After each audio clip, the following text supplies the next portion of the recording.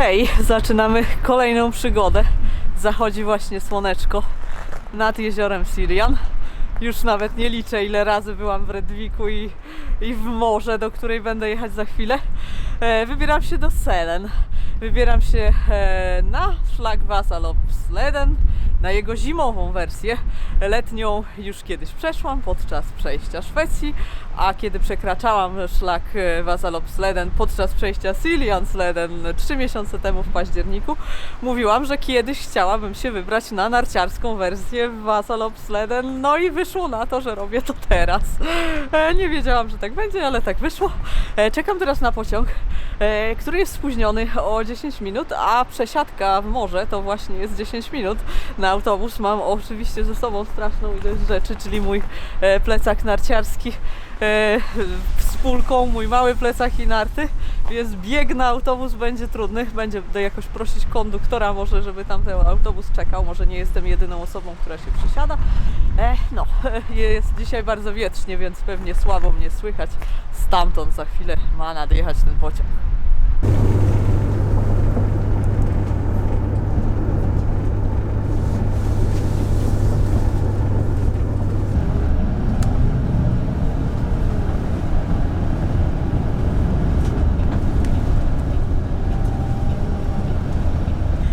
Gdybym miała kiedyś głosować na najlepszą firmę autobusową świata, to na pewno byłaby to firma Dala Trafika. Autobus po prostu czekał z pociągu do niego, jakby był zawiadomiony przez obsługę pociągu, że pociąg jest opóźniony i że ludzie mają bilety, bo bilety są skorelowane, jakby na jednym bilecie są te odcinki kolejowe i odcinki autobusowe. No więc bezstresowo, co prawda mam jeszcze jedną przesiadkę w Malung do Selen. No ale mam nadzieję, że i to się powiedzie. Także właśnie przejeżdżamy przez morze i pewnie zaraz zrobi się ciemno. Także jeszcze w ogóle nie mam planu na dzisiejszy wieczór, jeszcze nie wiem co zrobię, ale mam jeszcze ze 2 godziny do zastanowienia się. To wam potem powiem.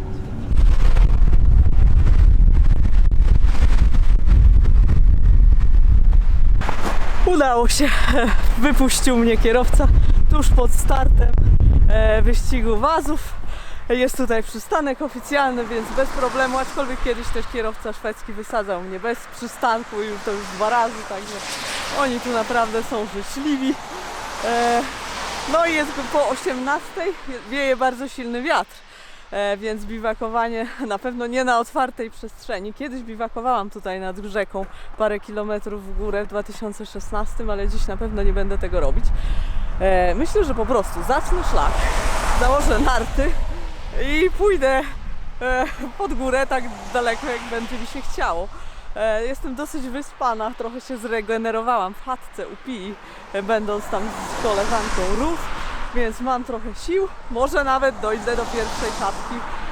Zobaczymy, czy będzie mi się chciało. No na razie muszę dojść do początku szlaku, ale nawet widzę, że mają tam takie lampki. Te takie, widzicie, takie oświetlone miejsca, to właśnie już jest szlak. Powinien być dobrze przygotowany, więc no, miejmy nadzieję, że będzie fajnie.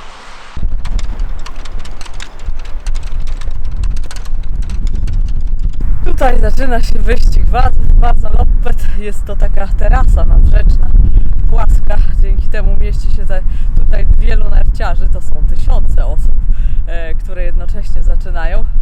Najpierw jest ten płaski etap i potem wychodzi się na górkę i tam już się ludzie rozpraszają. No ale moja rzeczywistość jest taka jak zawsze, czyli jestem tutaj sama. Powrót do rzeczywistości po poprzedniej wędrówce właśnie jest taki, że kolejna będzie samotna. Aczkolwiek wróciłam w dokładnie prawie to samo miejsce, w którym zaczynałyśmy i kończyłyśmy ostatnią wędrówkę z Marią i Ruth. To było tam na pagórku, tam był parking, gdzie zostawiłyśmy auto, no i po chwilowym odpoczynku wróciłam po prostu autobusem w to samo miejsce. To było najrozsądniejsze wyjście, jeżeli chodzi o dalszy ciąg podróży po Szwecji tegorocznej zimy. Godzina jest jakaś już mega późna, bo długo się tutaj grzebałam, jest 19, no więc albo pójdę do wiatki, albo rozbiję namiot i się zobaczy. Na razie pokonałam ten płaski odcinek terasy i teraz będzie już pod górkę tam, dlatego właśnie założyłam foki na narty. O, już są gotowe. sławę. O. No i niestety musiałam przejść przez drogę, czyli zdjąć narty, przenieść pulki i potem narty z małym plecakiem. Musi być tak, że jak jest wyścig, to robią tutaj taki mostek nad drogą, bo to jest taka główna droga, ale myślałam, że ten mostek jest na stałe, ale tymczasem nie, trzeba było przejść przez drogę, no i to było słabe. Trudno.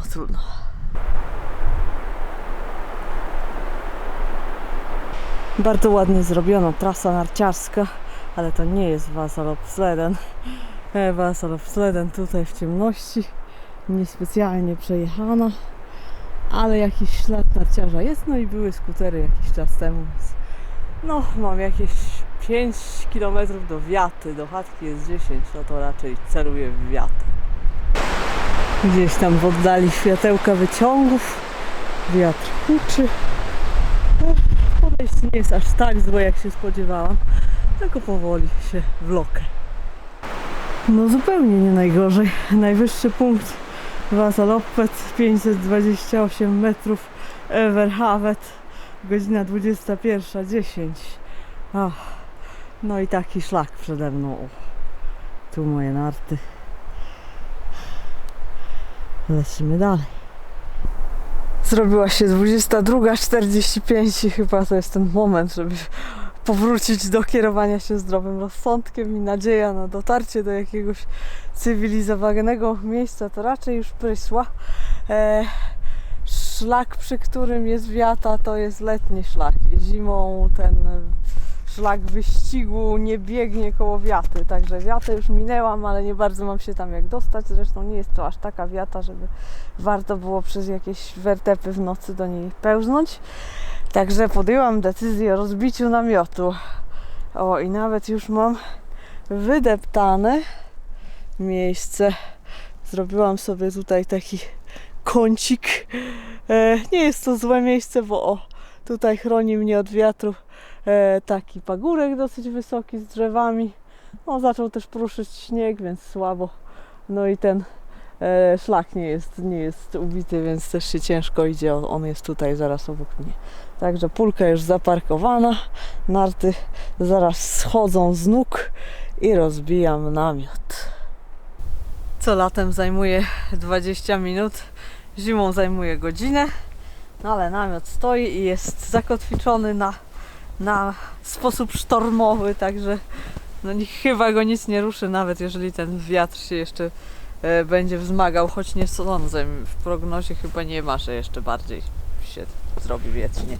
Mam 6 śledzi, użyłam 6 śledzi, po 2 odciągi na jednym śledziu, to może jutro pokażę. Mam nawet wbite narty, pozostałe pętle, no i wygodnie ułożone w środku. Teraz już tylko zjeść batonika, napić się herbaty z termosu, bo mam ciepło w termosie, już nic nie będę gotować i można iść spać. Pozwolę Wam zajrzeć do środka. Tutaj właśnie termosiki, mam nawet mleko jeszcze, bo w nocy raczej nie będzie dużego mrozu, jak w ogóle może nie będzie mrozu. Na razie śnieg jest taki z wodą na wierzchu, bardzo się twardo ubił. Wjechałam sobie pulką do przedsionka, nie jest to niemożliwe, a w środku mam swój nowy zestaw, to znaczy zestaw jest ogólnie stary, bo mam tu swój czerwony śpiwór Vagabond Robertsa, tam mam jeszcze spodnie puchowe, ale nie wiem, czy ich użyję, bo jest dosyć ciepło, a tutaj mam nowość, którą mi Roberts uszył, taki pokrowiec arktyczny na puchowy śpiwór, który ma gromadzić kondensację. Ma sprawiać, że wilgoć będzie się w nim gromadziła. To jest taki bardzo cienki, syntetyczny, jedna warstwa Apex Clima Shield. Taki worek jakby biwakowy, tylko ocieplany. No i pod spodem już jest normalny śpiwór z normalnym materiałem, który nie jest w żaden sposób wodoodporny. Także miejmy nadzieję, że ta wilgoć wejdzie właśnie do tego. Wentylację trochę przymykamy, nie przesadzajmy z nią.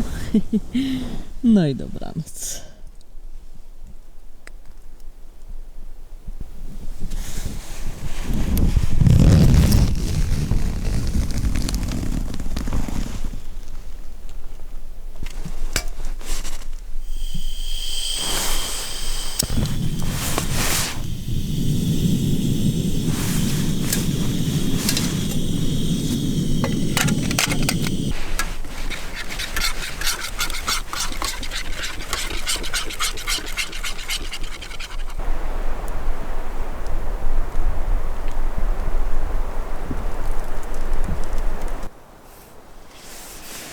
Moja niechęć do biwakowania jest tak naprawdę niczym nieuzasadniona.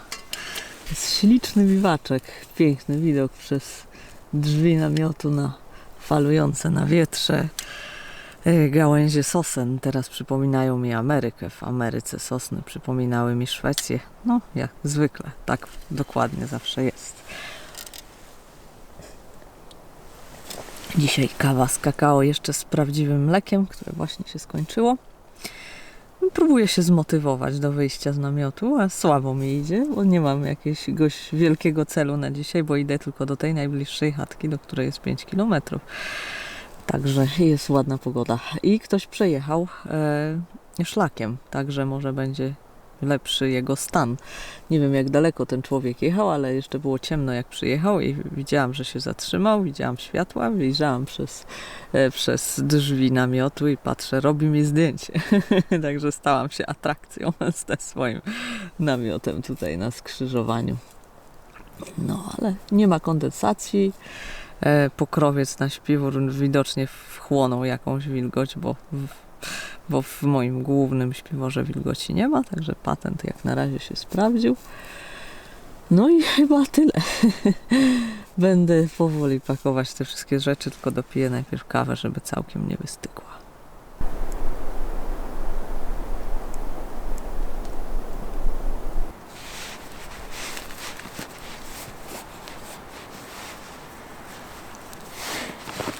Zwinę mam śpiwór, materac, zawiązałam buty. To znaczy, że jestem już na dobrej drodze.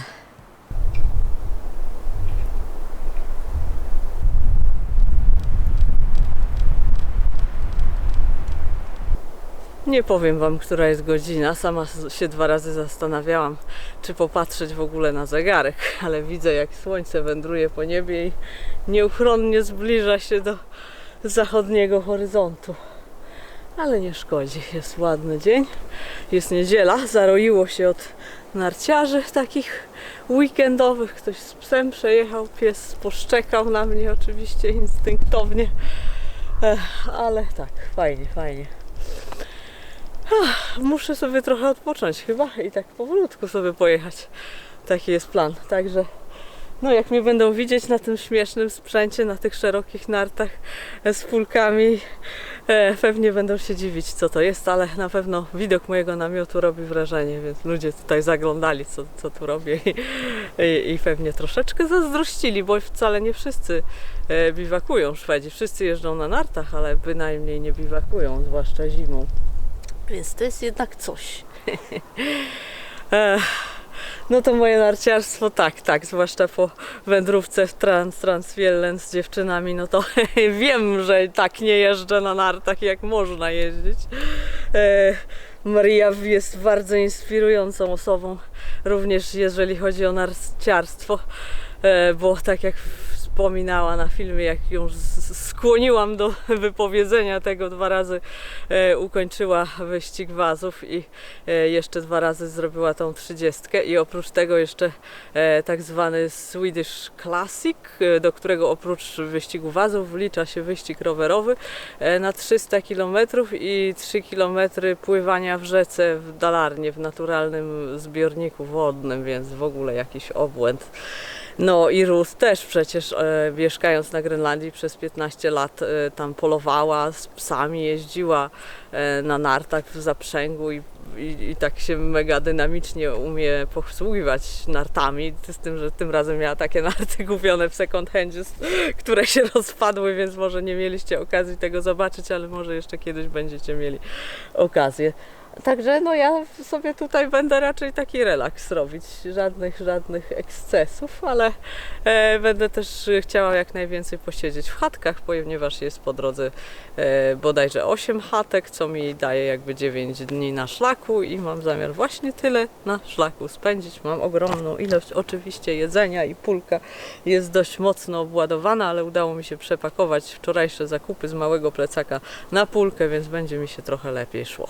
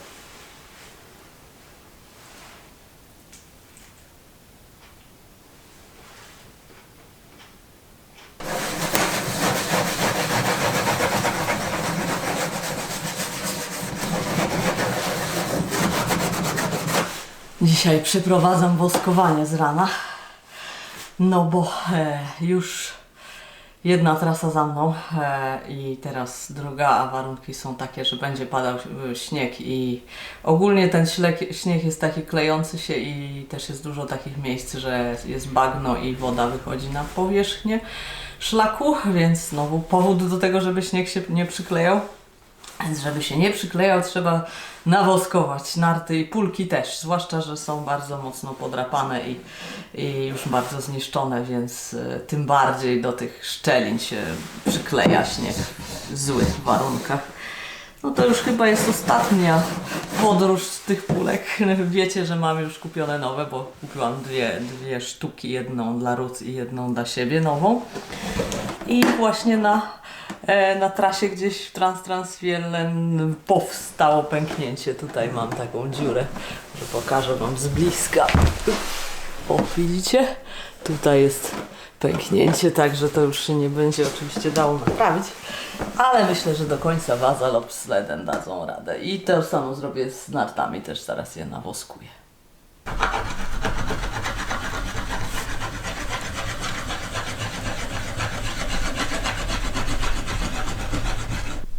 Wieczorem nie działało, ale teraz w dzień trochę działa i udało mi się naładować telefon do 100%.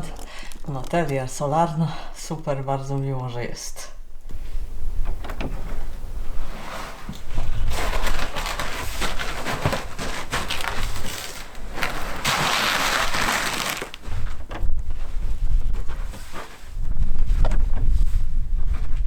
Zazwyczaj wjeżdżam pulką do chatki. Zaletą takiej pulki, która jest niewiele warta, jest właśnie to, że można ją troszeczkę sponiewierać i przejechać po drewnie. Zresztą drewno jest gładkie, nic jej się nie stanie od tego. Ona głównie cierpi, jak wjeżdżam w drzewa, albo jeżdżę po lodzie, albo po asfalcie. Po asfalcie to tylko w absolutnej desperacji przejeżdżam. No tak, staram się jednak ją traktować w miarę dobrze. Ale dziś surowo jest ta szarość, czuć, że idzie taka wilgoć z opadami śniegu. Nawet ubrałam wiatrówkę. Mam nową wiatrówkę Patagonię, to jest ta klasyczna wiatrówka Patagonia Houdini, ale nie jest tak oddychająca, jakbym chciała. Widzicie, jest taka, no nie widzicie, ale jest taka bardziej puchoszczelna, niż bym chciała, jak większość wiatrówek właśnie taka jest, a ja bym wolała taki materiał bardziej oddychający. No ale tak to jest. Moją granatową wiatrówkę ostatnio przegryzł pies Ewy Chwałko, więc było to jakieś usprawiedliwienie dla zakupu nowej. Jest bardziej kolorowa niż tamta. Pewnie ją zaraz zdejmę, bo będzie mi gorąco, ale na razie wystartuję w wiatrówce, bo tam kawałek dalej jest taki punkt kontrolny wyścigu i jest tam Wi-Fi, więc na chwilę się zatrzymam. No ale potem pewnie się porozbieram, bo zimą najważniejsze jest się nie przegrzewać właśnie. Wiele osób koncentruje się na tym, żeby na pewno było ciepło, ale raczej chodzi o to, żeby nie było za ciepło. Także rozbierajcie się w miarę możliwości.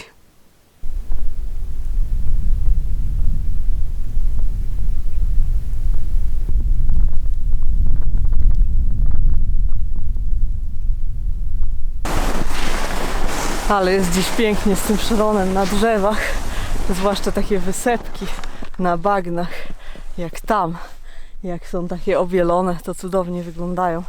Przypominają mi to, co w zeszłym roku oglądałam w Finlandii, jak byłam w rezerwacie Litokaira, ale to zupełnie nie inne okoliczności niż tutaj. Tam szłam zupełnie sama, bez żadnego szlaku, posługując się tylko mapą. A tutaj w ogóle nie mam problemu nawigacyjnego i dzisiaj jest przejechany ratrakiem szlak, także jestem w śladzie. Zupełnie inne doświadczenie, ale właśnie tego mi było potrzeba tym razem. Bardziej lightowej wycieczki, gdzie tylko się relaksuję i teraz jak właśnie mam nogi w śladzie, to nie rozjeżdżają mi się narty, bo te moje kolana i w ogóle mój brak stabilności sprawia, że jak jestem na takim zalodzonym terenie, gdzie po prostu te narty się jakoś tak bardziej zachowują swobodnie, to właśnie rozjeżdżają mi się nogi i wtedy te mięśnie od wewnętrznej strony uda strasznie mocno pracują i potem się męczę, więc dzisiaj sobie trochę odpoczywam, bo w ogóle nie prawie że nie używam tych mięśni, więc fajnie. Jest surowo, ale nie aż tak. Przejechał jeden narciarz, więc mam zaliczoną jedną osobę dzisiaj, ale dzisiaj jest poniedziałek, więc na pewno nie będzie tłumów. Trasa jest moja, właśnie przejechałam 78 km. Zmierzam ku zeru, więc jeszcze trochę zostało.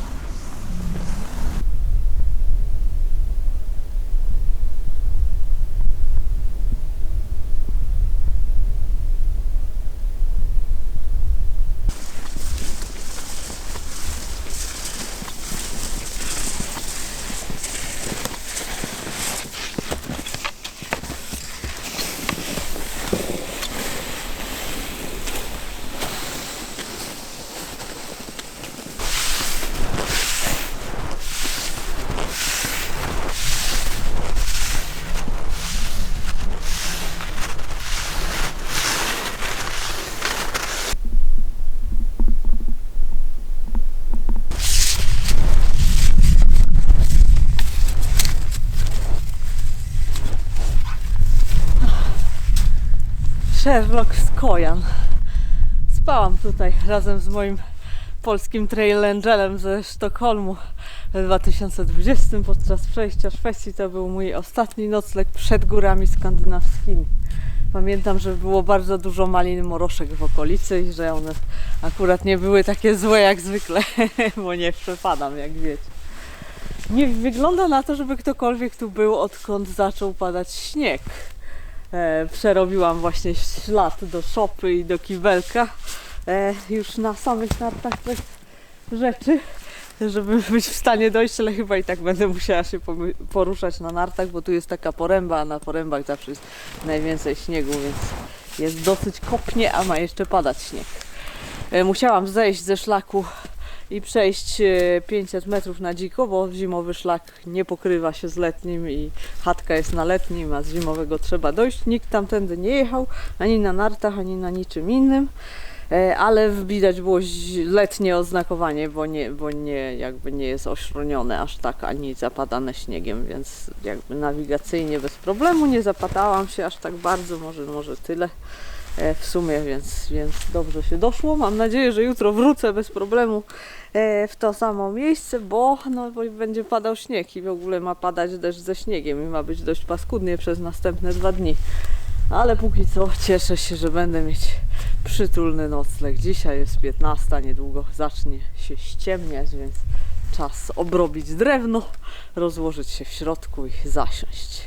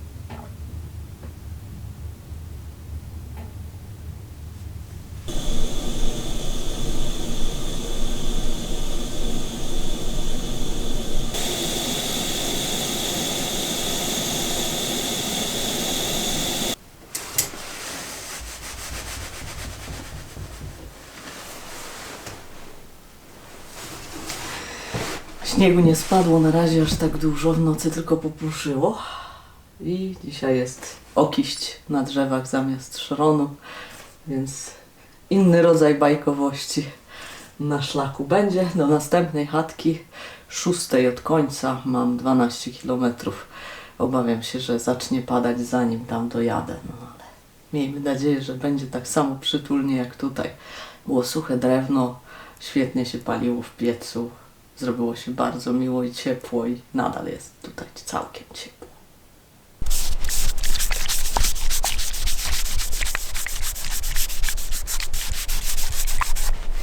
Smarowanie nart, tym razem takim płynnym woskiem, który kupowałam w zeszłym roku w Finlandii, jak też były wątpliwe warunki, akurat które przekształciły się w doskonałe, to pan w sklepie sportowym, w dziale narciarskim powiedział mi, że najlepiej, żebym ratowała się tym w razie czego, ale będę dziś pierwszy raz tego używać.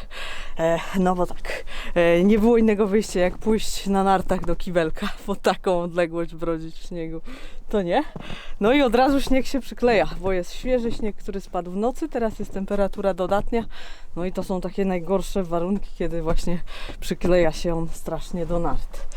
Więc stwierdziłam, że dobra, zdejmę i smarujemy i zobaczymy, jak to się uda. Czy się przestanie tak kleić i czy będzie mi się łatwiej jechało. Widać dobrze mój wczorajszy ślad, nie zasypało go. Teraz mi się znacznie łatwiej po nim jedzie. No i słychać, jak spadają kropelki topiącego się śniegu z drzew.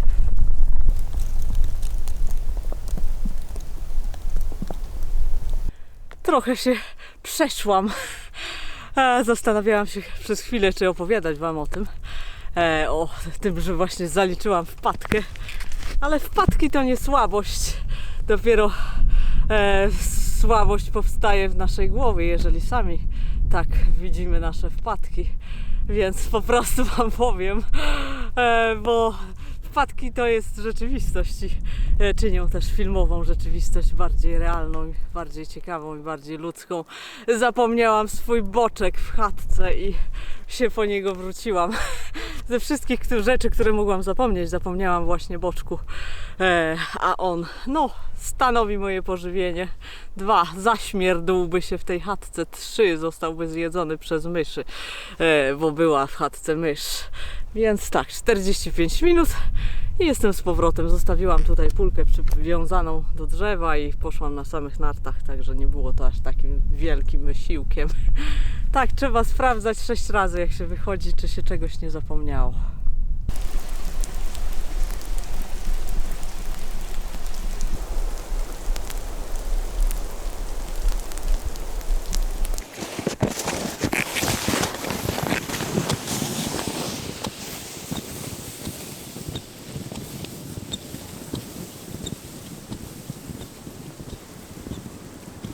Nie spodziewałam się, że zimą będą mieli włączoną wodę, ale tutaj jest kolejny punkt postojowy na szlaku i woda była. Nalałam sobie, tutaj mam worek z wodą schowany na półce.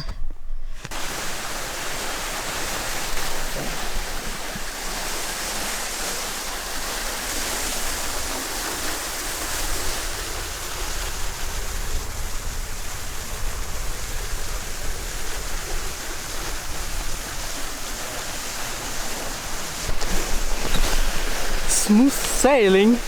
Zobaczymy, czy się wyrobię na zakręcie. Nie no, po co? To nie są strome górki tutaj. O.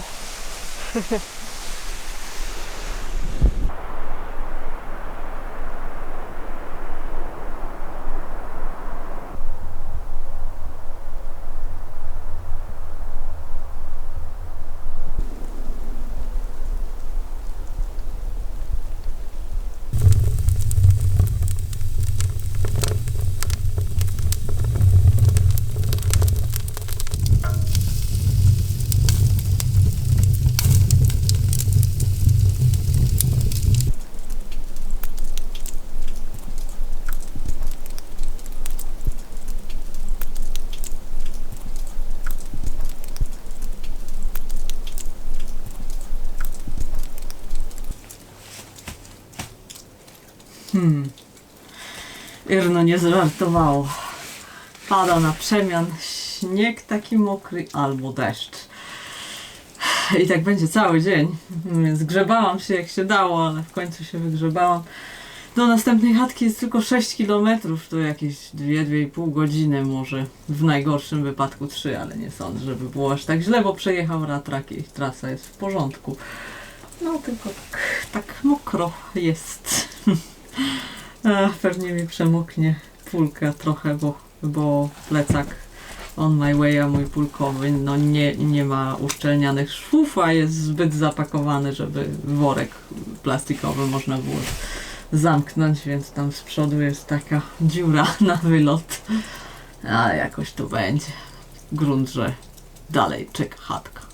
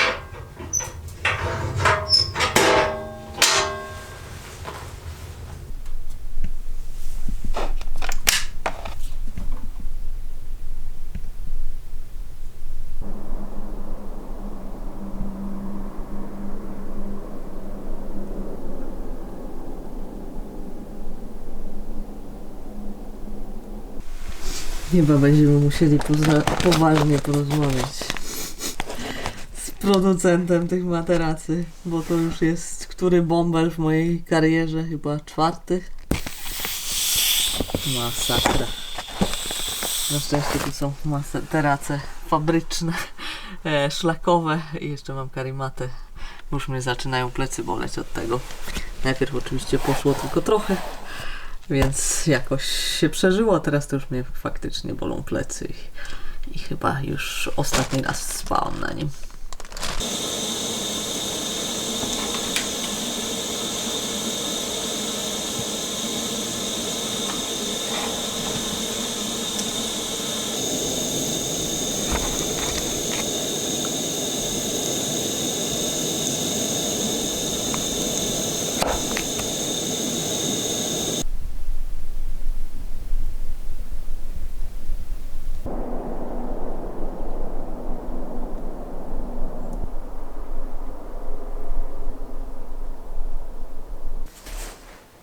Jedna rzecz się na tej wycieczce popsuła, złamała, uległa uszkodzeniu. Również mój nóż. Za dużo nim batonuję najwyraźniej, bo całe to ostrze wyszło z rękojeści. Ono gdzieś sięga dotąd i było przyklejone. Także no, pewnie będzie się to dało jakoś przykleić z powrotem, bo lubię ten nożyk. No może nie jest on stworzony do batonowania, ale jest taki fajny, mały i batonuje bardzo dobrze, bo ma mocną stal, także no wolałabym, żeby ze mną został. Nie chcę takiej wielkiej kosy ciężkiej nosić ze sobą. Już mam dość rzeczy. Pulka ma pęknięcie, teraz ten materac i tak można by jeszcze wymieniać, ale nie będę wymieniać. I jeszcze co mnie wkurza, to wszechobecny syrop glukozowy w czekoladzie. I to już w tej fińskiej też. Zawsze mam trochę takiej, trochę takiej. Ta jest moja ulubiona, miętowa, z pokruszonymi cukierkami Marianny. No i niestety w składzie pojawił się syrop glukozowy, bo w czekoladzie Marabou był już wcześniej, w tej szwedzkiej. A jeszcze jakieś 2 lata temu była czekolada tylko z lukrecją, a teraz już jest ta duża dostępna tylko z lukrecją, malinami i karmelem, czyli jeszcze więcej cukru i sztucznego.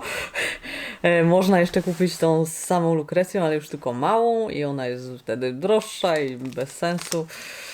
No, także nie jestem zadowolona. Chyba będę musiała pojechać do Nowej Zelandii. Ciekawe, czy czekolada Whittakers też się popsuła, czy nadal jest taka dobra, jak pamiętam. Ale nie wiem, czy chce mi się jechać do Nowej Zelandii po czekoladę. Każdego dnia las jest zupełnie inny. Dziś nie było ratraka, więc szlak jest nieco bardziej dziki. Trochę bardziej tempo się jedzie, mniej się ślizgają narty pomimo nawoskowania, ale tak jest fajniej. Jest po prostu bardziej śnieżniej, bardziej zimowo i no i dziś taki piękny dzień.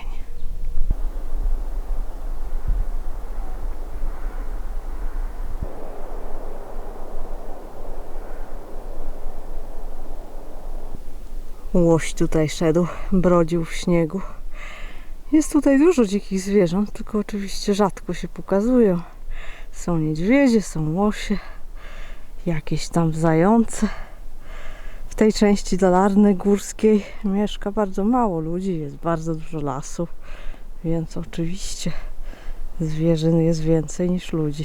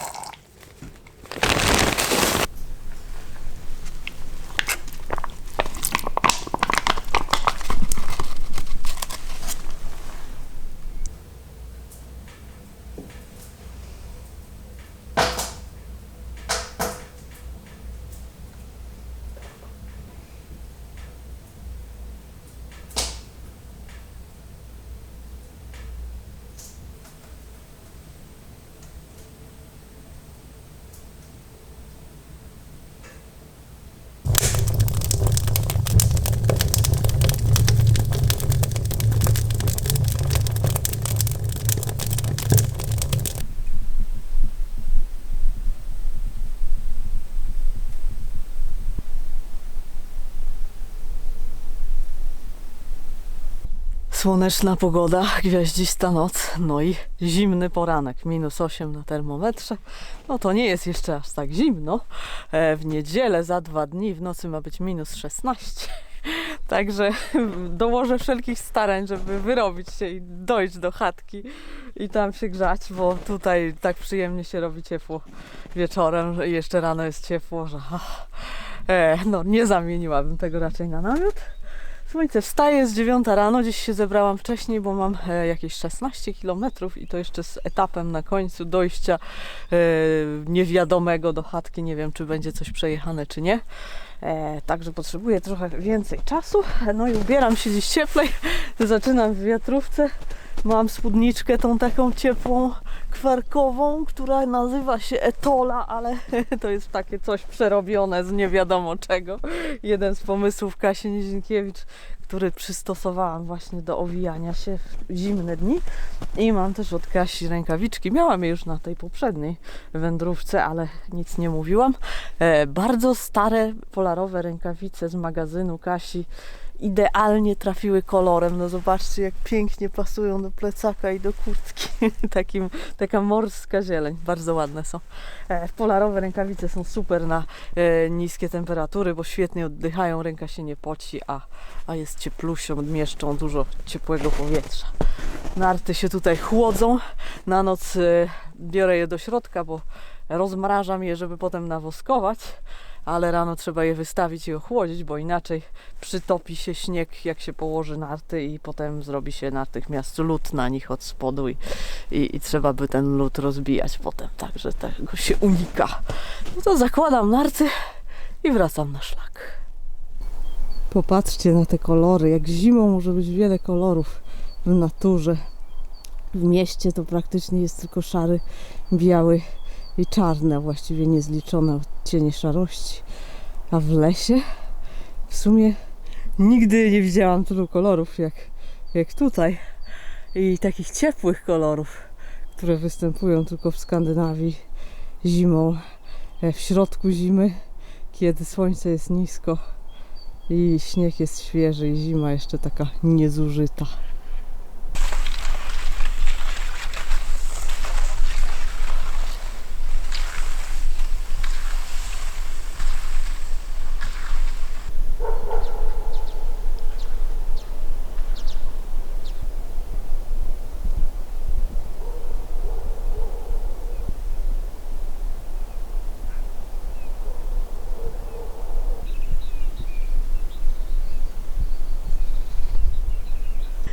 Jestem w Evertsbergu, takim jednym z bardziej znanych punktów kontrolnych na szlaku.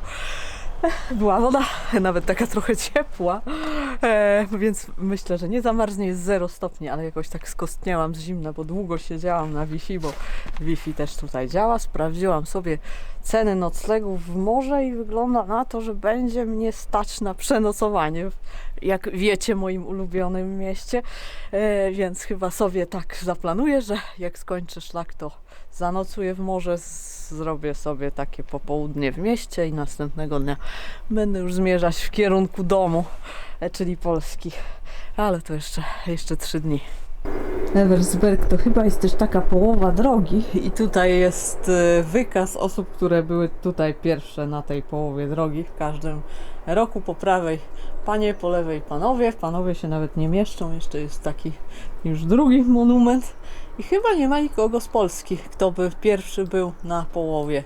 Jest ktoś ze Estonii, jest sporo Czechów, Słowacja, ale nie ma Polski. Jakoś to tutaj jest nieoznakowane i miałam problem ze znalezieniem dalszego ciągu szlaku, a on jest jakby za miejscowością. Uważajcie i idźcie za śladem, na mapach CZ jest dobrze pokazany.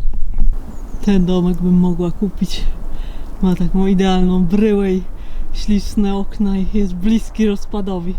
Może jakaś zrzutka na Patronite, ale nie jest na sprzedaż. Trzeba by popytać, może byłby. Marzenia. Jak widzicie, przejechał ratrak. Musiałam się usunąć z trasy, taki był szeroki, od razu robił 2 ślady. Bardzo tu jest ładnie, takie łąki są stare. No i te domki. A teraz zanurzamy się znowu do lasu.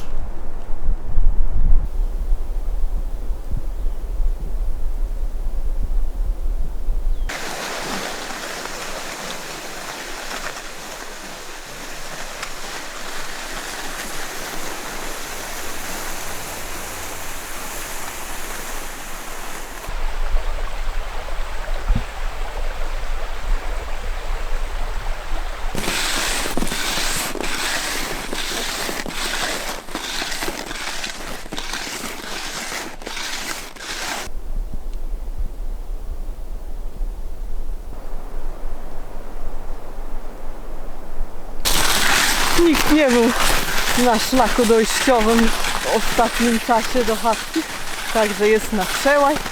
Słońce zachodzi. Wygląda na to, że zdążę przed zachodem słońca, choć chatka jest w dolinie nad strumieniem. Zobaczycie, co to za chatka, znacie ją już, ale fajnie się sunie po takim twardym śniegu. Człowiek się nie zapada, to właśnie lubię, a to się tak rzadko zdarza, ale jakoś mam szczęście. Tym razem i w zeszłym roku może po prostu wcześniej miałam pecha.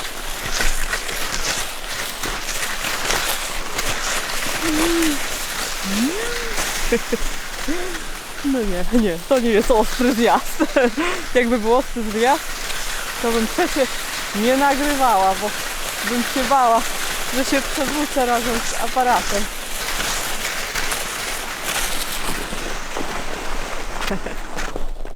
No pod koniec to ten szlak robi się bardzo stromy.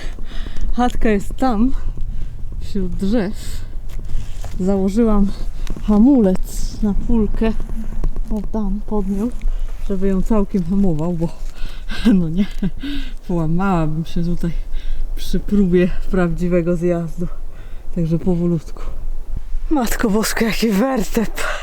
To, co było na grzbiecie, zachodzące słoneczko i równy szlak, skończyło się właśnie na tym stromym zejściu, a potem kopne śniegi i tutaj przez takie właśnie wertepy aż do samej chatki, która jest tutaj. Zobaczcie, ile jest śniegu na dachu. Metr śniegu, to znaczy, że przez całą dotychczasową zimę jest 31 stycznia. Raczej nikogo nie było, bo nikt nie wytopił tego śniegu z dachu. Ciekawe, jak jutro wrócę na szlak, bo będzie pod górę do tego wszystkiego. Jest taka właśnie zaśnieżona jeszcze droga, oprócz tego szlaku, którym przyszłam. Może to jest lepsza opcja, ale na pewno i tak się umęczę. I co? Czy ktoś poznaje ten młyn wodny? Tutaj właśnie spałam na Sverige på längden drugiego dnia na Vasaloppsleden. Oczywiście wtedy było lato i nic nie było zamarznięte ani pokryte tą ilością śniegu. Ale to było moje ulubione miejsce na Vasaloppsleden i jedna z moich ulubionych chatek podczas całego przejścia, no właśnie tam.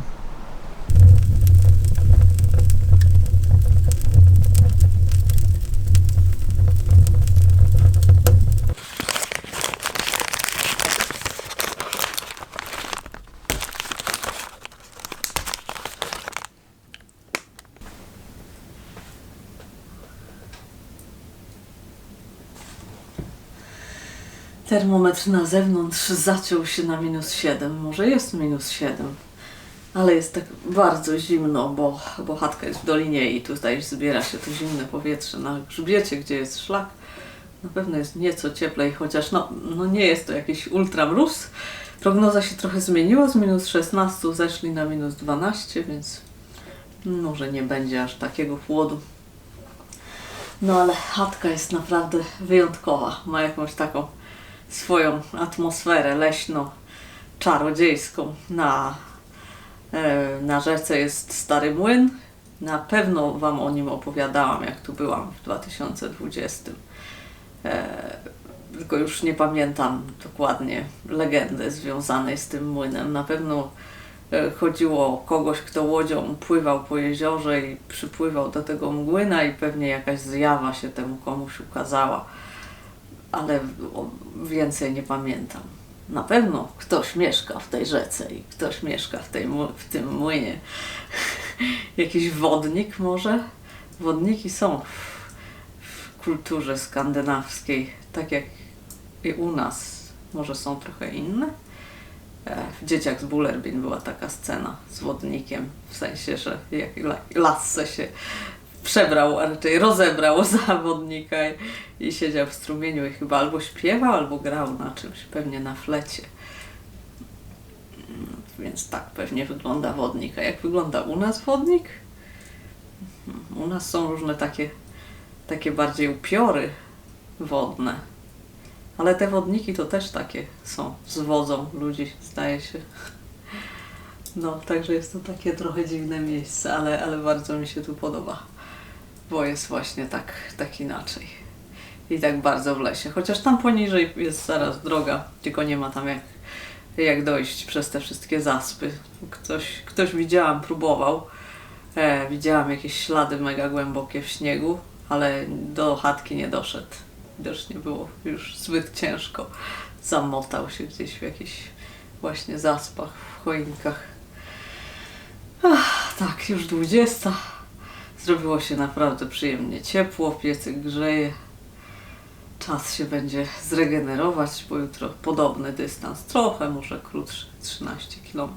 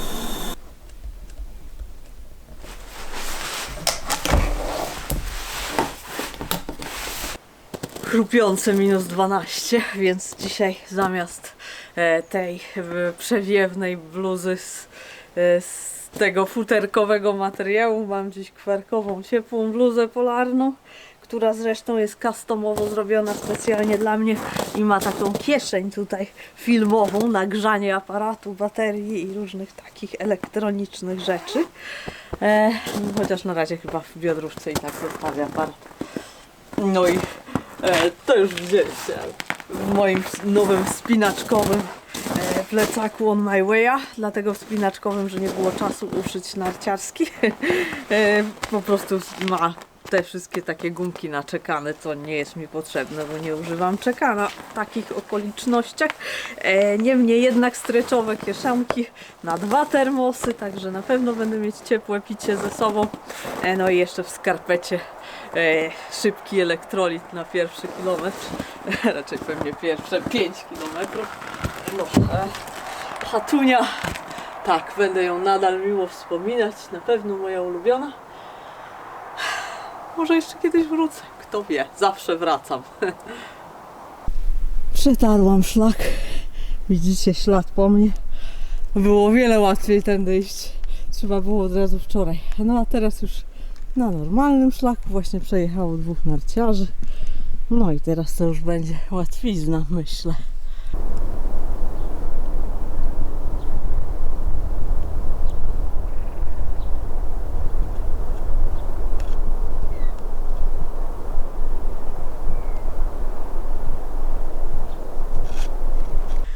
To była panorama w Augsbergu Tutaj się zaczyna ten 30-kilometrowy bieg wazów z Augsburgu do Mory, jak dobrze kojarzę. Chyba nie odwrotnie, bo dlaczego miałoby być odwrotnie? No, więc może na to mnie będzie kiedyś stać. Na razie strasznie zmarzłam, ale mimo to się przebrałam z tej ciepłej bluzy w normalną bluzę plus wiatrówkę, ale jest zimno, marznie mi nos, końcówka nosa i palce, ponieważ no, siedziałam na Wi-Fi. Także teraz muszę trochę przyspieszyć i się rozgrzać.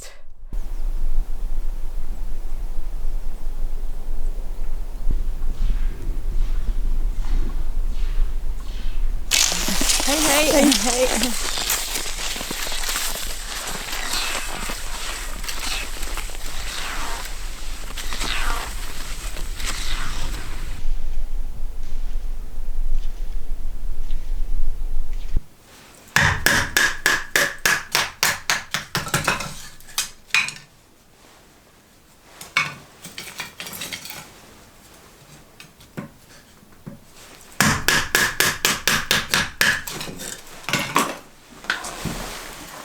Może już starczy.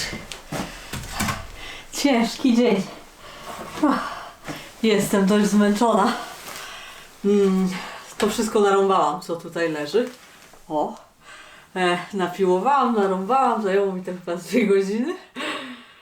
No może godzinę. Jestem już w przedostatniej chatce.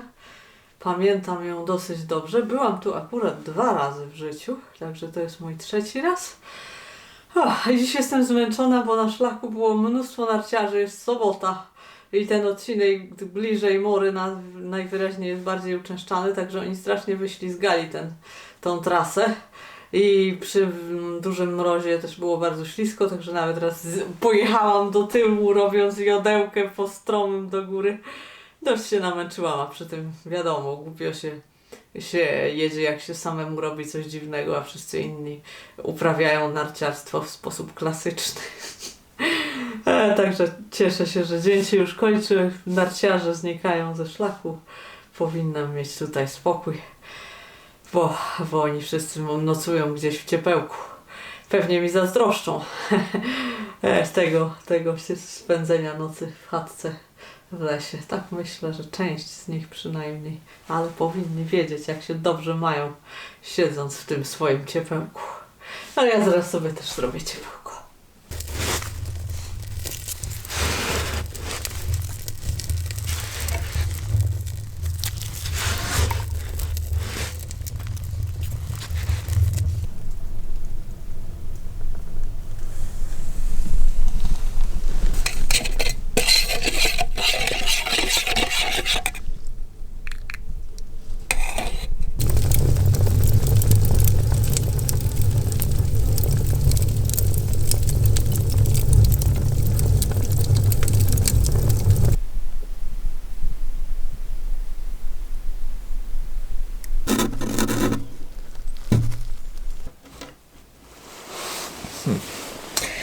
Widzicie, jakie mi się udało symboliczne przejście od ognia do lodu. Okna są skute lodem. Jest znowu ten problem, że jest pojedyncza szyba w oknach, więc cała kondensacja właśnie na tej szybie. A zrobiło się jej sporo, bo różnica temperatur była bardzo duża. Nagrzałam wieczorem fajnie w piecu i było milutko, a w nocy chwycił mróz, bo bezchmurna noc. Koło -13 na pewno, ale myślę, że jest zimniej niż wczoraj, czyli może nawet będzie z -15 na dworze. Także znowu się trochę ociągam z wyjściem i skupiam się na stygnącej kawie. Jeszcze jest ciepła, jeszcze paruje. I sobie tak dla klimatu palę świeczkę. W związku z elektrycznym światłem nie spaliłam tyle świeczek, ile myślałam. Kupiłam całe pudełko 8 sztuk i chyba pojadą do Polski. Bo nie wypalę już wszystkich, ale to dobrze, bo w Szwecji nie oszukują na świeczkach, tak jak w Polsce. Niestety u nas i na tym oszukują. Robią za wąskie. Średnica świecy jest coraz mniejsza. Kupuje się te same świeczki, okazuje się, że nie wchodzą do świecznika, bo są za wąskie. A tutaj jest 23 mm i one muszą takie być, bo przecież wszyscy używają świeczników, które są standardowo zawsze do tej samej średnicy. I to ma pasować i pasuje. No, niestety u nas tak nie jest. Że jakbym miała możliwości, to bym bardzo wiele rzeczy importowała ze Szwecji do Polski, no ale niestety mój plecak będzie miał ograniczone możliwości transportu, także w sklepie będę musiała się dobrze zastanowić, co tak naprawdę powinnam zabrać na prom. Już niestety myślami muszę się kierować w kierunku zakupu biletów na prom i niestety powoli wędrówka i cała podróż będzie dobiegała końca. Ale jeszcze dzisiaj do ostatniej chatki, do chatki Eldris, gdzie spałam w 2020, po tym jak spędziłam większość dnia w morze i potem wieczorem zrobiłam 9 km i one wtedy tak szybko minęły, bo Vasaloppsleden jest najlepiej obliczonym, jeżeli chodzi o dystanse, szlakiem w Szwecji. Wszędzie zazwyczaj na tablicach są jakieś mega bzdury napisane, ale tutaj jest dobrze policzone, każdy kilometr jest oznakowany i te znaki mówią prawdę, także nagle się okazuje, że robimy więcej kilometrów niż myśleliśmy, bo raz jest dobrze policzone.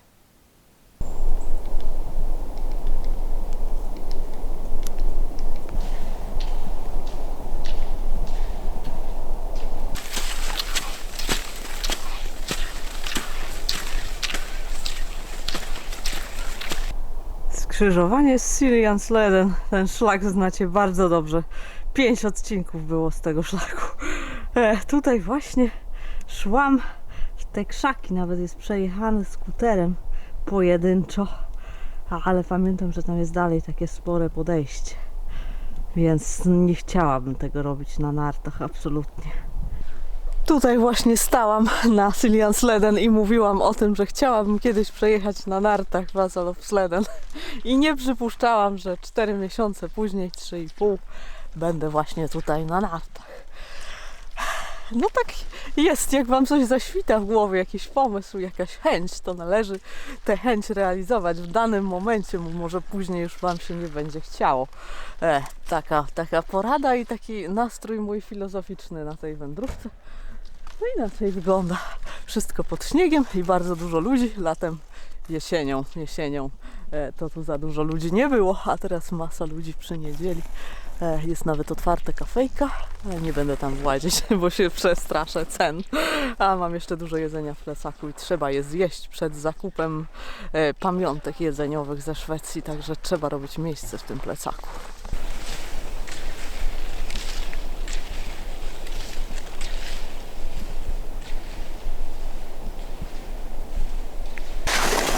Było kilka karkołomnych zjazdów, dopóki było ślisko, aż nawet zarzuciłam 3 razy hamulec pod kulkę, ale teraz przyszły chmury, pojedyncze płatki śniegu padają i śnieg jest idealny. Tak idealnie się przykleja, żebym się nie poślizgiwała idąc w górę i idealnie się też sunie w dół, także właściwie też nie jest za bardzo w dół, a nie jest za bardzo w górę, jest bardzo płasko. Wydatek energetyczny jest niewielki. Można byłoby powiedzieć, że szlak jest trochę nudny. On w ogóle jest dosyć nudny, ale to nie szkodzi. Tym razem mi nie zależy. Nawet jestem cały czas w bluzie, bo właśnie tak mało się grzeje, że nie jest mi nawet bardzo gorąco, bo po prostu sobie sunę leniwie.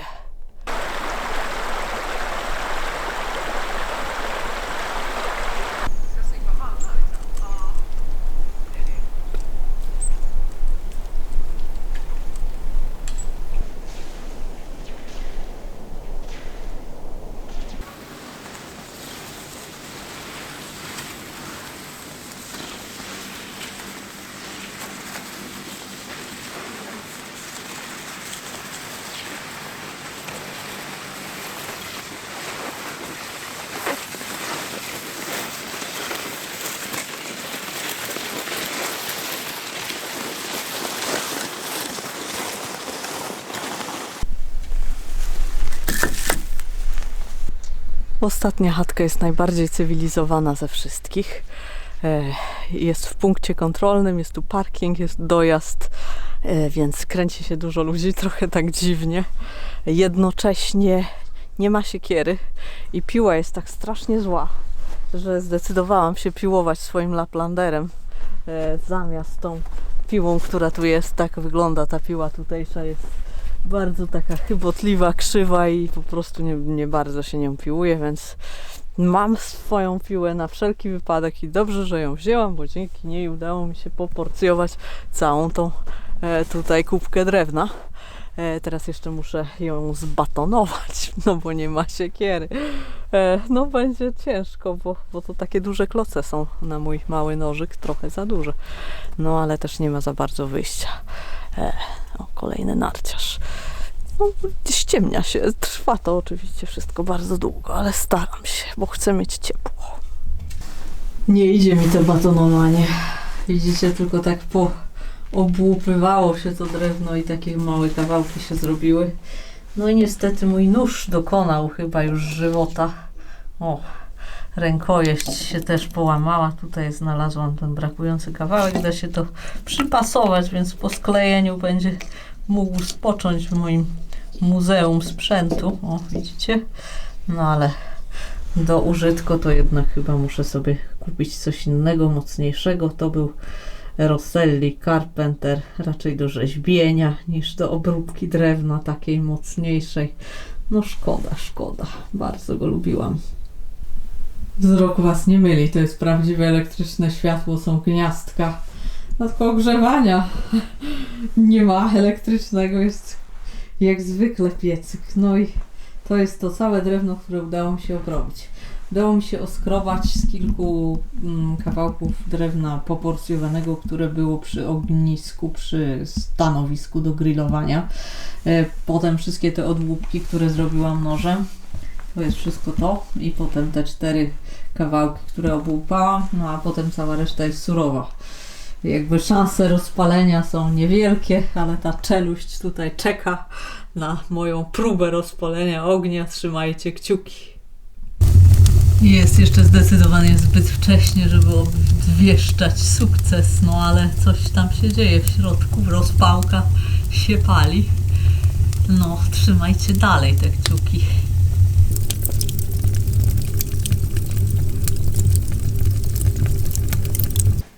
No i się udało. Cały wieczór piecyk hulał. Jestem w tym, przyznam się, coraz lepsza. Jestem z siebie dumna, że udało mi się, pomimo tego, że to całe drewno, którego nie udało mi się poporcjować, jeszcze do tego wszystkiego było mokre, udało mi się rozhulać taki wielki, zimny piec przy mrozie. Dobra jestem w tym. Zważywszy, że zaczęłam robić ogniska dopiero 5 lat temu, no to naprawdę jakiś progres jest. A główną rolę odegrali wszyscy Finowie, których w życiu spotkałam i którzy zawsze zdradzają mi jakąś tajemnicę dotyczącą rozpalania ognia i wszystko, co mówią, ma odzwierciedlenie w rzeczywistości.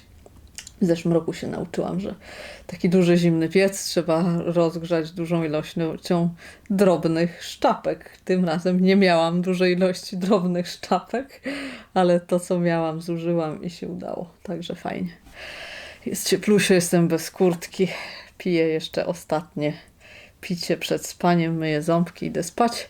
Zarezerwowałam sobie domek na kempingu na jutro w morze, także trochę sobie jeszcze tam posiedzę, pójdę na zakupy, przejdę się po moim kochanym miasteczku no i zobaczymy. Mam nadzieję, że będzie się dało dojechać do końca tej trasy wyścigowej, która się kończy w samym centrum miasta, o ile mają zrobioną trasę, bo tam są skrzyżowania i w ogóle. No ale zobaczymy. Trzymajcie za to też kciuki, bo bym bardzo chciała po prostu dojechać do końca i tam, gdzie jest taki drewniany napis, że koniec, to chciałabym tam mieć zdjęcie jutro. No to dobranoc.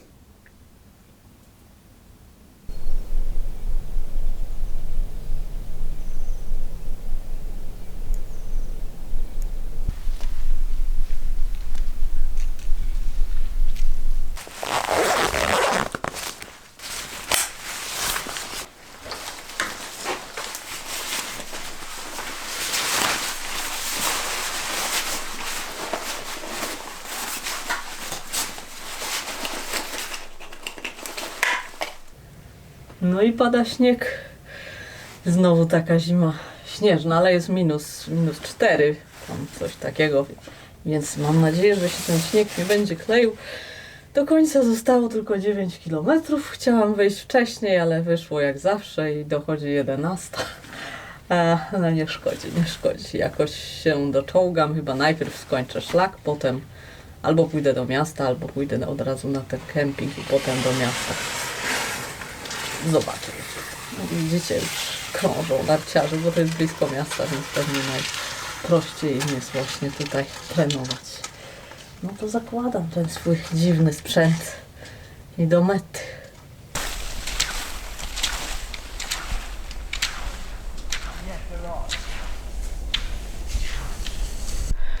Jättebra, bardzo dobrze. Poniedziałkowi ludzie zupełnie inaczej jeżdżą na nartach niż ludzie niedzielni. Bo w niedzielę na nartach jeżdżą wszyscy, z reguły koślawo i śmiesznie, tak jak ja. A w poniedziałki to już bardziej profesjonaliści, którzy są w narciarstwo zaangażowani i mają na to specjalnie przeznaczony czas. I zawsze miło jest popatrzeć na ludzi, którzy wiedzą, co robią. Na biegaczy, którzy potrafią biegać, na narciarzy, którzy potrafią jeździć na nartach tak zgrabnie, płynnie, szybko się poruszają. Super. O, następny. Ten jedzie w torze, ale jak jadą łyżwą, super. Chciałabym takie, ale to się nigdy nie stanie. Nie szkodzi. Będę po prostu podziwiać.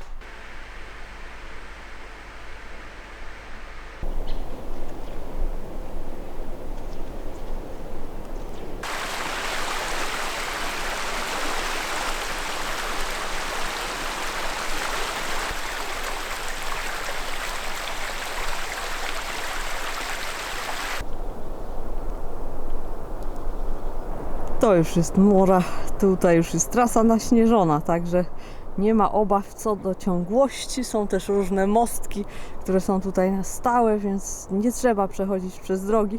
Nawieźli już śniegu, bo za miesiąc wyścig. Tam widać wieżę kościoła, zaraz finisz. No i niestety nie dojadę do końca, zabrakło 500 metrów.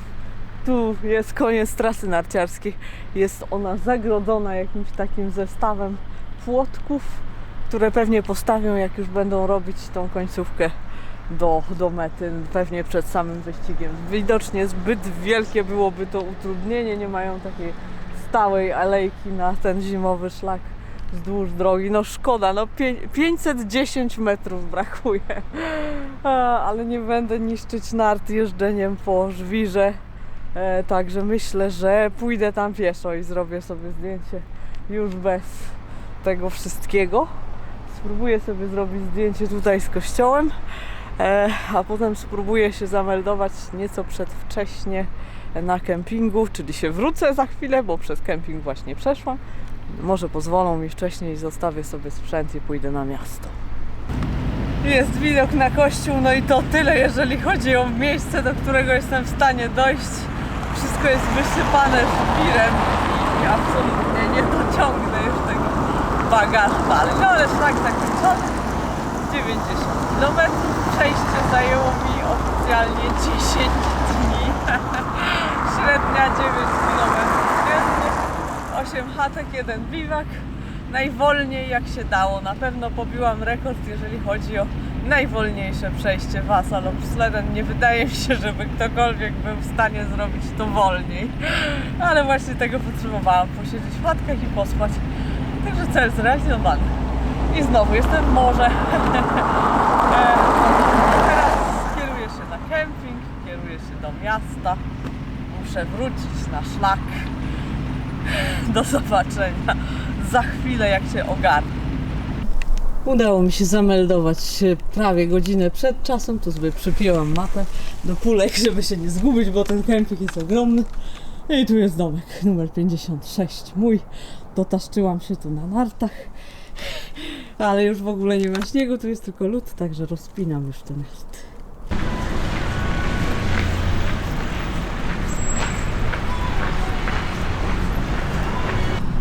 Łażę sobie po mieście, w sklepach jest strasznie ciepło, jest mi strasznie ciepło w kurtce, no ale jak wylezę, to jest chłodno. Mora taka senna i niewiele osób się plącze po po mieście, no bo taka pora roku jest, że raczej no turystów nie ma, ja jestem jedyna, wiadomo. Takie bloki z lat 70. klasyczne szwedzkie z tym przechodzeniem przez drogę. No małe miasto, wiadomo. Jest tylko ta jedna ulica z deptakiem, tam jest te kilka miejsc, które odwiedzają turyści, typu sklep z nożami Mora i sklep outdoorowy, do którego jeszcze się właśnie wracam, bo się chcę przywitać z tym miłym panem, u którego ostatnio spędziłam tyle czasu pijąc kawę. Mam nadzieję, że pogadamy sobie chwilkę. Spotkanie się udało. Właściciel sklepu nie bardzo chciał być na filmie, więc jeszcze nie wiem, jak to zmontuję, ale tak pogadaliśmy, poznałam jego żonę i kolegę, który narzekał na to, że nie złowił ryby pod lodem, i podobno koleżanka właściciela sklepu widziała dzisiaj kogoś na trasie Vasalopsleden z pulką. No to oczywiście byłam ja, bo kto inny może wpaść na tak dziwaczny pomysł. Byłam właśnie w sklepie, plecak pełen, tam nawet jakiś smoothie i jakiś fil wyzierają z kieszeni. To będzie na śniadanie ten film, bo już nie będę chyba rano gotować, żeby się jakoś śpieszyć na pociąg. Ja choć jeszcze nie kupiłam biletu i tak naprawdę nie wiem, o której pojadę. No w każdym razie teraz już zmierzam do swojej chatki na kempingu. Nie mierzyłam, ile czasu spędziłam pod prysznicem, ale długo. Włosy się suszą, a chyba nie wiem, z 12 dni się nie kąpałam, także no troszeczkę było potrzeba już, te włosy były naprawdę okropne. Tak wygląda mój domek. Jakiś mało luksusowy, ale taki przytulny, tylko daleko do tego budynku, gdzie jest WC i kuchnia, tak z 50 metrów chyba, albo 40. Pakuję się, usiłuję się jakoś wcisnąć. No zakupy w sklepie trochę ważą. Czekoladę to mam tylko tak symbolicznie, kilka tabliczek i to nie wszystko jest dla mnie. Ser topiony, w lodówce jest jeszcze ser żółty, lodówka mruczy pod aparatem, także pewnie ją słyszycie. No herbata jakaś zawsze musi być. Moje ulubione chrupkie pieczywo. Znalazłam nowy gatunek musztardy, który jeszcze nie próbowałam, więc musiałam ją wziąć. I chcę też spróbować, czy szwedzki budyń jest lepszy od naszego, bo nigdy nie jadłam szwedzkiego budynia. Więc stwierdziłam, że to dobry pomysł będzie. No i tak niby niedużo, a jednak bardzo dużo tych rzeczy. Kończę już litr smoothiego. Nie wiedziałam, że da się tyle cukru na raz zjeść, ale oni to rozcieńczają. Kiedyś on był bardziej intensywny, a teraz jakiś taki wodnisty się zrobił. No, byłam sobie czapkę nową, bo moja brązowawa się strasznie porozciągała, więc teraz taką rudą sobie kupiłam. O. Takich rzeczy można mieć dużo, bo one się niszczą i taki ich los. No dobra. Podsumowanie szlaku jakieś, już dużo było szlaku, to myślę, że już wszystko o nim wiecie. Jest krótki, łatwy, przyjemnie się nim jedzie, bardzo dziwnie się nim jedzie, mając ze sobą pulki i na sobie szerokie narty, ale nie jest to zabronione. Jak jesteście utalentowanymi narciarzami, to możecie wziąć udział w wyścigu. Jak wolicie leniwie, to można to zrobić. Nie planowałam tego szlaku, ale na północy zepsuła się pogoda i dobrze, że się zdecydowałam tutaj zostać. To był jednak najlepszy pomysł. Totalny relaks.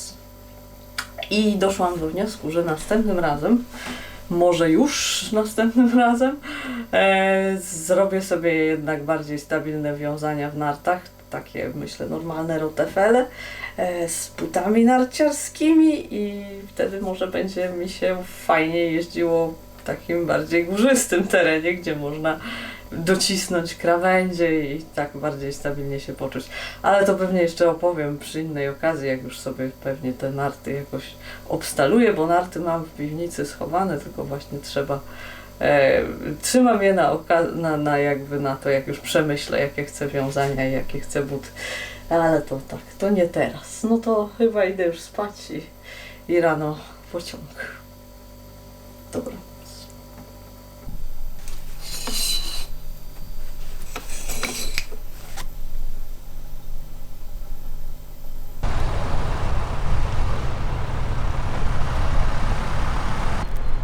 No i patrzcie, jest brama.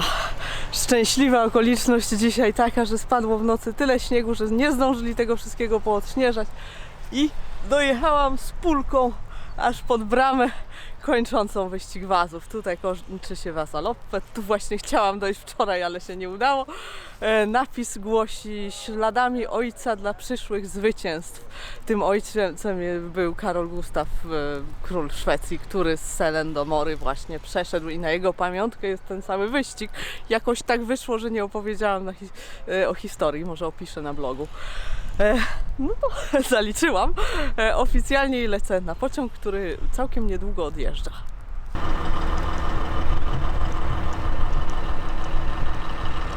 Wszystkie drogi prowadzą do Mory, jak zwykle. Ach, tak, żal odjeżdżać, bardzo żal. Wczoraj na mieście było tak miło i spokojnie i tak sobie właśnie pożałowałam, że to już koniec. No, wszystkie rzeczy zaniesione. Jakoś tylko jeszcze muszę do pociągu to wtarczyć, no a potem Sztokholm.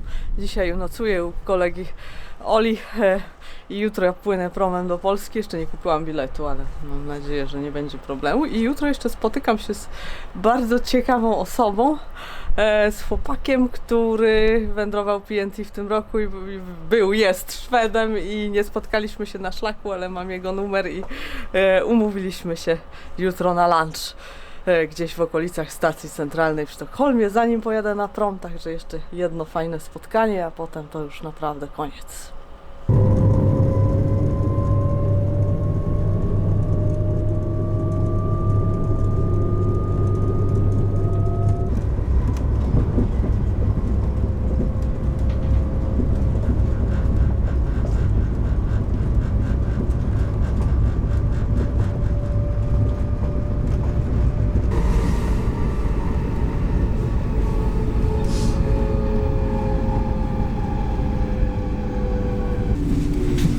To już ostatnie widoki na szwedzki las. Niestety, pora się zbierać do domu.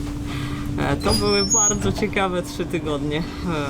Trochę mi szkoda, że sezon narciarski kończy się dla mnie już na początku lutego, że już mam za sobą zimową wyprawę, wycieczkę.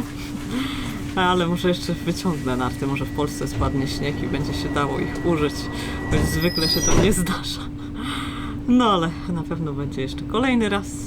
Już za tydzień wędrówka w Polsce, więc też nie jest tak, że będę siedzieć tylko przy komputerze. Wiosna niebawem. Więc tak, miałam bardzo dzisiaj intensywny dzień. Wczoraj przyjechałam do Sztokholmu, wczoraj na dzisiaj noc spędziłam u Oli i jeszcze wcześniej byłam na mieście i kupiłam sobie nowe spodnie, które były takie niedokończonym projektem haglowca, więc były z przeceny, nie weszły do sprzedaży, ale były do kupienia. Są zielone, bushcraftowe. No i tam jeszcze jakieś drobiazgi. I dzisiaj miałam jeszcze jedno bardzo ciekawe spotkanie z kolegą ze szlaku, który nigdy nie był moim kolegą ze szlaku, bo się na szlaku nigdy nie spotkaliśmy, na Pacific Northwest Trail. Był Szwed, który był sporo za mną, więc nie mieliśmy szansy się spotkać. Dowiedziałam się o jego istnieniu na końcu od Trail Angelki Rosie. Ona dała mi do niego telefon. Próbowaliśmy się już spotkać w październiku, ale wtedy się tego nie udało zrealizować, ale udało się zrealizować dzisiaj, że byliśmy na lunchu z Mannej, gadaliśmy 2 godziny, bo miał przerwę w pracy i bardzo było fajnie go poznać. To był mój 32 hiker na PNT, więc to jest dosyć spora liczba. Nikt oprócz mnie nie spotkał aż tylu innych wędrowców na PNT. Aparat się trochę rusza, bo pociąg przyspieszył. No, także udane zakończenie szwedzkiej wyprawy i teraz jadę na prom, no i do domu. Także do zobaczenia w następnym filmie, raczej z Polski.